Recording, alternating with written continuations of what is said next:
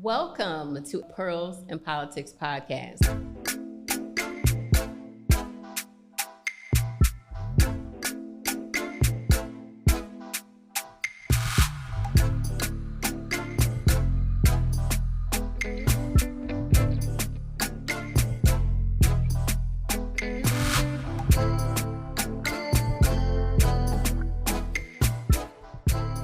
Hello, and welcome to today's episode of Pearls and Politics podcast.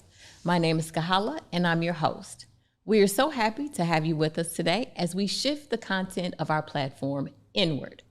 Pearls and Politics podcast is more than just a platform to bring political information and advocacy, but it is also a platform to be used to polish our pearls in emotional, psychological, and physical ways. Here at Pearls and Politics Podcast, we want to be our best selves, which will then help build our families and our communities. Today, we will begin our series on mental health in the African American community, starting with our men. Joining me today is Jon-Pierre Mitchom, who is a licensed professional counselor, and here on Pearls and Politics Podcast for the very first time. Hello, Jon-Pierre. Hello. How are you today? I'm fantastic. Thank you for having me. Oh, I'm so happy that you're here for so many reasons. Of course, because of the podcast and because of your knowledge and understanding, but because you are my cousin. Yes. Because you're my cousin. Family. We are family, that's right. And so Jon-Pierre is my first cousin. Our moms are sisters. His mom is my wonderful Auntie Laverne, and his dad is my Uncle Clyde, and his beautiful sister Tabia is my sister cousin. And so I'm so happy to have you here with me today. I'm so happy. So please tell us about you, Jon-Pierre. Yeah, I am originally from East St. Louis. My mother obtained a position over here in St. Louis for the voluntary student transfer program. VIC is what it's known by. And so that sort of facilitated our transition over to St. Louis. So we lived in South St. Louis City. But because she was a part of the program, she enrolled my sister and I in the Ladue School District. So we lived in St. Louis City, but we attended schools in the Ladue School District. And I can say that was a transition going from District 189, East St. Louis, predominantly black, to a predominantly white school district in Ladue. But a lot of good experiences. I was fortunate to be blessed with the gift of athleticism. And so during my time there, I excelled in sports. I excelled in basketball. Was one of the top 5 players in the state of Missouri when I graduated. Went on to Chicago, to the University of Illinois, Chicago, to play Division I basketball, and also earned my degree in psychology. After graduating from there, I went to play overseas for a year in the Eastern European country of Bosnia. Came back because I just felt compelled to just plant my roots here in St. Louis. I knew that I wanted to have a family. I knew that, I had friends and former teammates who would spend their whole careers overseas and never really make it to the NBA. The goal was to make it to the NBA. But I knew that each year, if it didn't pan out, was prolonging the life that I wanted to build for my family and to just kind of be planted here in the St. Louis area and raise kids. I didn't want to raise kids overseas. So got back planted here and got plugged into the community, started working as a mental health community support worker, I think is what they called it, for a mental health agency here in St. Louis. And I have to tell you that experience allowed me to see a part of St. Louis that most people don't see. Just the trauma, the poverty. I had a caseload of 20 to 30 clients with the major disorders of anxiety, depression, but also co-occurring disorders with substance abuse. And it was just hard to see. And I wanted to, after seeing that, I wanted to be a part of a proactive solution to help people before they go through that and get to the point where my clients were. And so that led me into education. Started working at a private school here in the city. It was a small private school, and so you wore many hats. I call it my educational boot camp, doing everything from before care to shuttle drivers, aftercare, to teaching English, pre-algebra, creative writing, you know. And that sort of allowed me to gain a lot of experience so that when I transitioned to the next position in Rockwood School District, which is one of the largest school districts in the state, I had a lot of good experience. In Rockwood School District, I was part of the department that they created within their district to help support the students who were part of the voluntary student transfer program. So full circle, now I'm working with the kids who were a part of the same program that I was a part of in the Ladue School District, and it was very rewarding. But you know, doing that work, obviously, part of that was dealing with issues of race and understanding culture and being culturally competent and helping teachers and principals and faculty and staff to understand the task at hand when you talk about educating Black and brown boys and girls of color. So that was that work, and in doing that work, I just really felt a knack for listening deeply, listening to people, observing, asking good questions. All of these are a skill set of a counselor. As you know, my mother is a counselor. And I said, well, I might need to just go back to school and just make this official, which is what I did. And went back, got my master's, and it was a dual program, both school counseling and psychotherapeutic counseling. And I was kind of a glutton for pain because I did it while I already had like a small child. My wife was now 2 small children, and no, we had a child during my master's program, and then she was pregnant with the 3rd and working full time, and it, you know. We remember. I'm like, man. So I always tell young people now, like, if you think you want to go back to school and you know you're married, try to get it all done before the kids. But it was a blessing, and upon graduating, I was fortunate to land a position in Parkway School District. I started working there, and in the midst of my time there, I opened my private practice. So I'm doing both, and then I'm also involved in my neighborhood, president of my neighborhood association, and so just doing a lot of stuff, and all with the permission of my wife, of course. But very, very busy. So I'm just a person that's trying to, you know, utilize my gifts for the benefit of my community. And I can be honest, in going back to school, I really wanted to be a blessing to the Black community because of what I saw during my time as a young professional in the mental health field. I really felt compelled to do that. So that's what I'm doing now. My private practice is located in South City. I'm actually housed in this organization, Casa de Salud, okay, which is off of Choteau and Compton. And the mission of that organization is to provide health care and mental health care to our foreign-born population, uninsured, underinsured. That's me in a nutshell. That is really amazing.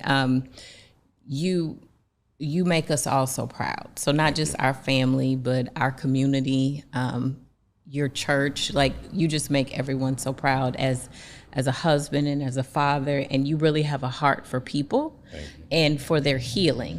And so we know that right now we are dealing in some extremely unprecedented times, times where people are out of work, where our mental health has declined so tremendously during the pandemic. And oftentimes the communities that you're speaking of, that you serve, often have a hard time finding services, paying for services. And then there's the stigma still today in 2022 of seeking help. Mm-hmm. And so those are all things that we would like to talk about today.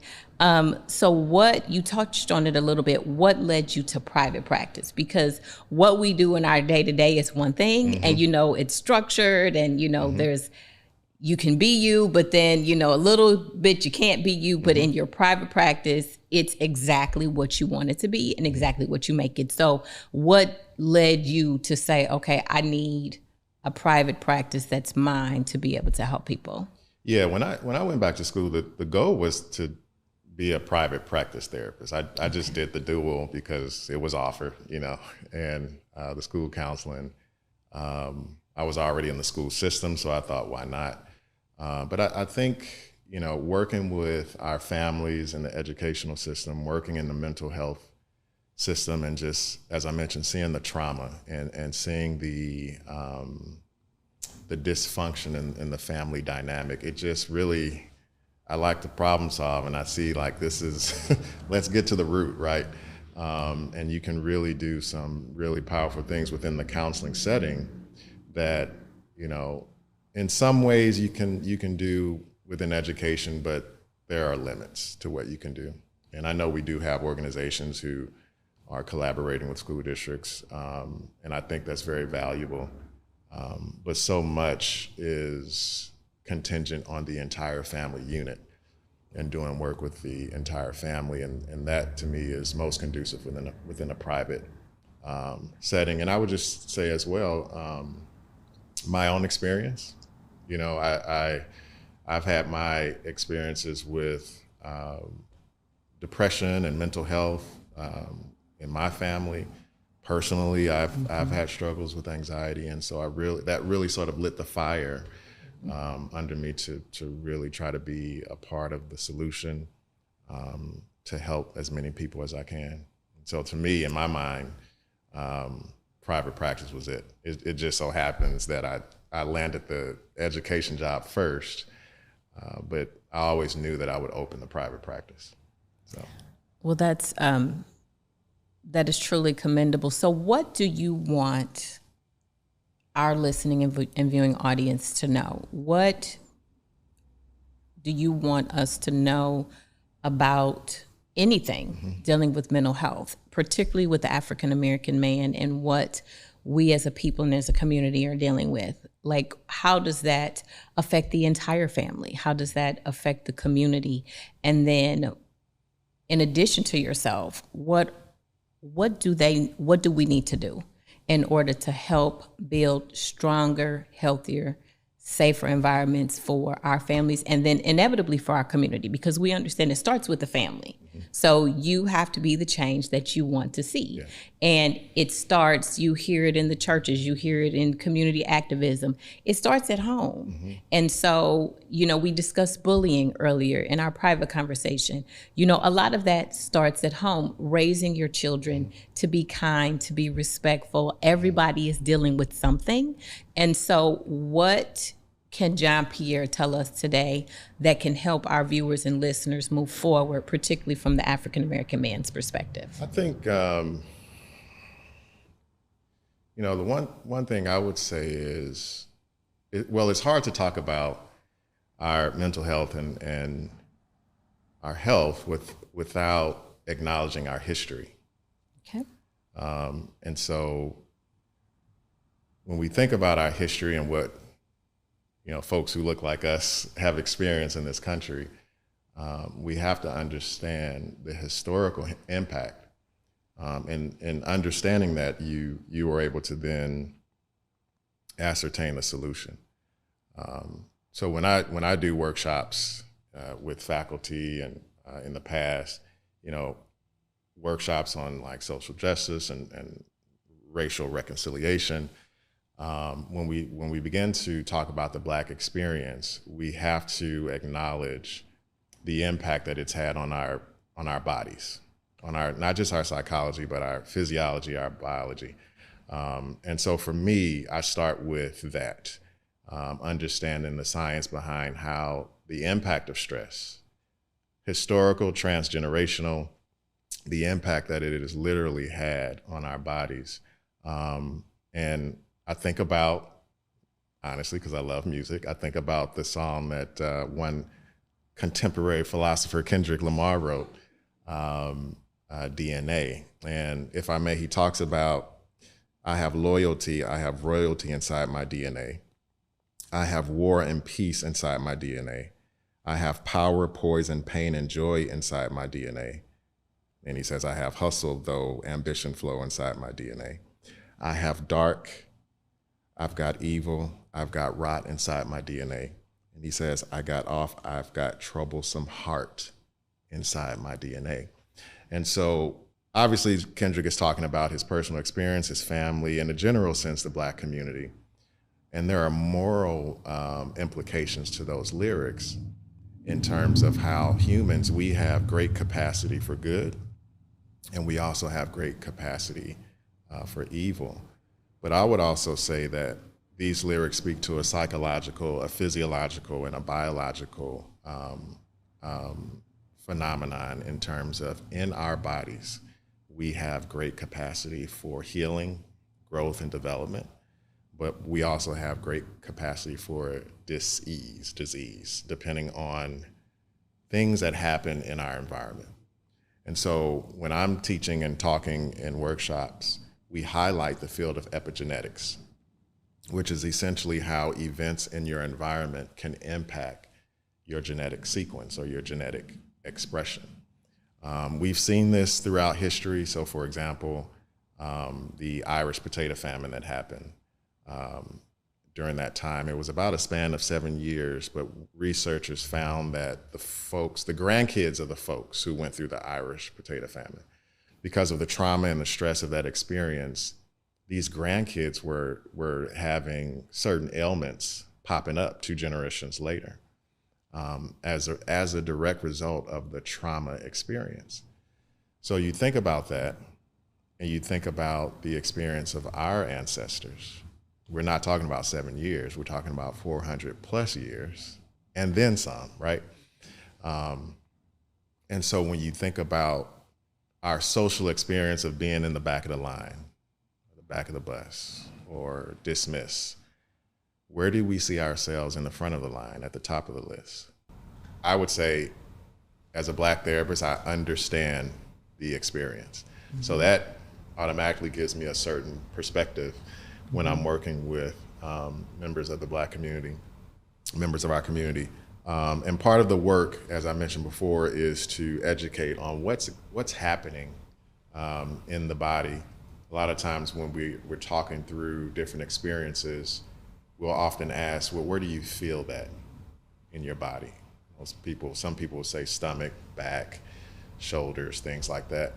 And a lot of the work is working through those experiences in conjunction with the physical to help sort of unlock and unplug the places where we've gotten stuck.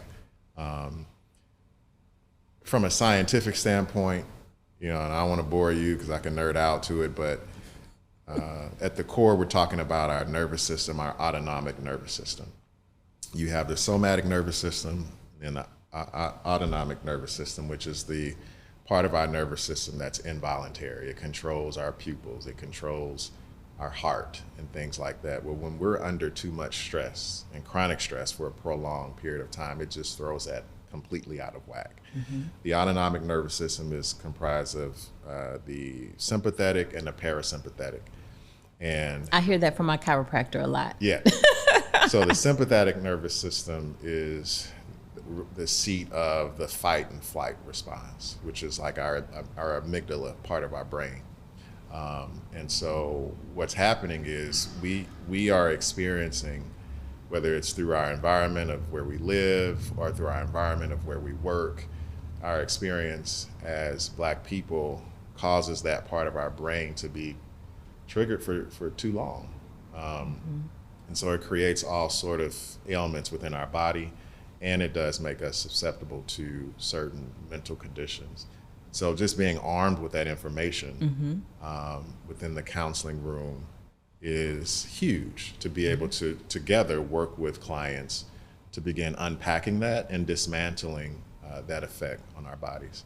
I would say group counseling as well is a very useful approach. I've never really thought about that before. Group counseling. I've obviously thought of one-on-one therapy. Yeah. Okay. But group counseling? Group counseling.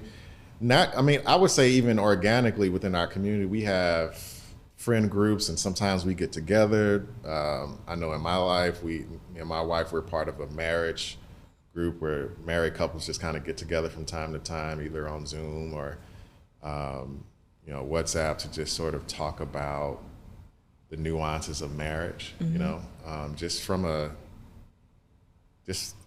organic conversation, and talking through things with people who are either in your same part of life or experiencing similar things can have very much a therapeutic effect. And you don't necessarily have to go to a therapist to do that, but I think some therapists will also intentionally host groups. Okay. Because that is I would say that's part of our culture too. We have a culture that is collective, communal. The concept of Ubuntu is very close to who we are as a people, which is to say, I belong, or I exist because I belong, which is different than the Western concept of Descartes, which is I think, therefore I am, right? It's about intellect and thinking. The African paradigm is about belonging and connection. And so, yes, group therapy is essential. There's also therapists out there who are trained in this approach called EMDR, eye movement desensitization reprocessing, which is a evidence-based approach for processing trauma and healing from trauma. A lot of veterans from war seek out therapists who are trained in that, but I think it's something that will be useful for our community as well. And I'm not as familiar with it, but there's also something called emotional freedom technique or therapy, which is it's about acupressure. There are certain pressure points that you can leverage on your body that can provide immediate release and relief from what you might be experiencing. So there are a lot of things out there. The key is to be educated, to be informed, and to do something, to have a plan. Like I said before, I think one of the most radical forms of protest is to arm yourself with information and to be very serious about your health and well-being. Well, like you said, having a plan is very important. Anybody who knows me well knows that I'm a planner. You're a planner. I'm a planner. And so in life, I've always said, okay, well, this is what I want to do. And then I plan and I go do it. And so I've had peers, I've had my Auntie Catherine, I've had my best friend's mom, Janine tell me, I've watched Kahalah from childhood say, I want to be a lawyer. And then I've watched you apply, get in, finish through the hardest of times, right? And then do it. I want to get married and I want to have kids. And then I saw you. And then with my last one, and I'm like, I want a girl. And I have people tease me all the time about like literally reaching up and manifesting and pulling down from having a whole female child but that's just something. But we have to learn how to plan. And we have to see an issue, or even, like you said, therapy to prevent the issue, before it becomes an ulcer, before it becomes, Crohn's, or, like you said, a lot of times it manifests in your stomach. I'm one of those people. And so being able to have a plan beforehand, or when you start noticing the signs, noticing the issues, having people around you that care. What do we say all the time in our community? They ain't got no friends. Like, can't nobody tell this person that, and people start seeing your changes, the changes in, the way you interact, how quickly you get angry now when you were always such a, level-headed person.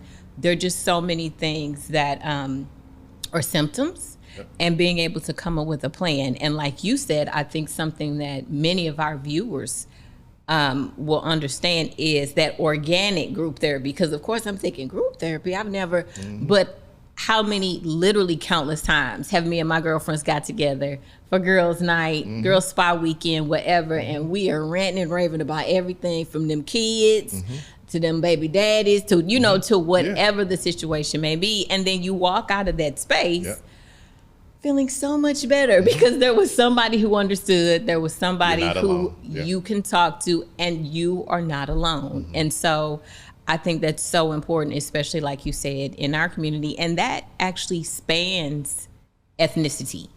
Absolutely. Girls trips span age. I mean, they, just everything. And again, being able to acknowledge, and it's okay. It's okay to go to therapy. It's okay to seek help. It's okay to talk to somebody.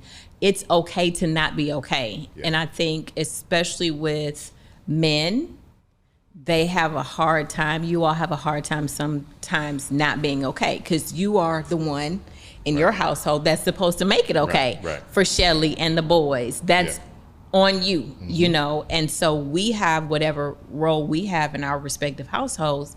But again, in our community and for generations, it was you.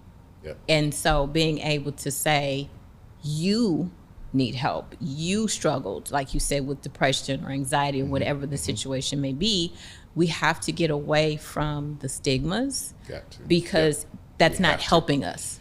Yeah. It's hurting us. It's hurting their prostate. It's hurting their cholesterol. It's hurting just everything, because I know stress and how it makes me feel. And you have to finally be like, wait, this is getting to be too much. And I have to be here for these kids. And I have to, I have to start pulling back. I have to come up with a plan, and then I have to execute. And recognizing the signs and the symptoms.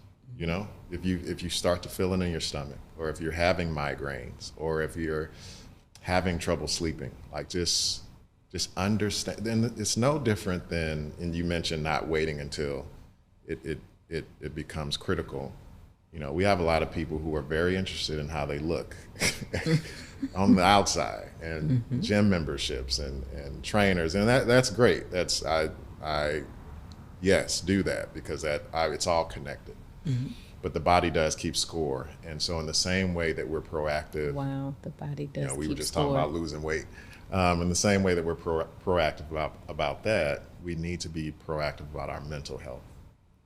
Yes, sometimes that will mean coming to folks like me, but it also means being intentional about having those girl nights out or those trips, and things like just being intentional about that. It also means that if you are in a position of authority, a decision-making position, allow space, take care of your people, allow space for people to take care of themselves. Have mental health days, right? They shouldn't have to jump through hoops and go through a lot of red tape to take care of themselves. So that's another recommendation I would make as well. Okay. So where is your practice? I am in South City, corner of Compton and Shodo, in the Casa de Salud building. It's a mental health collaborative that Casa de Salud's founded, and there are a lot of providers. I'm one of them, and right there. Actually not too far from here in South St. Louis. And how can you be reached? Folks can reach me through my website, liberatelearn.com, or you can email me at jpmitchom@icloud.com. Okay. So those are the two best ways. Yeah. Okay. So this has been wonderful. You have given us so much information, and I know me personally, I've learned so much today. Thank you for having me. And will you come back? Absolutely. Oh, okay. Absolutely. I'm so excited. Well, yes, because this is, again, something that we really want to stress.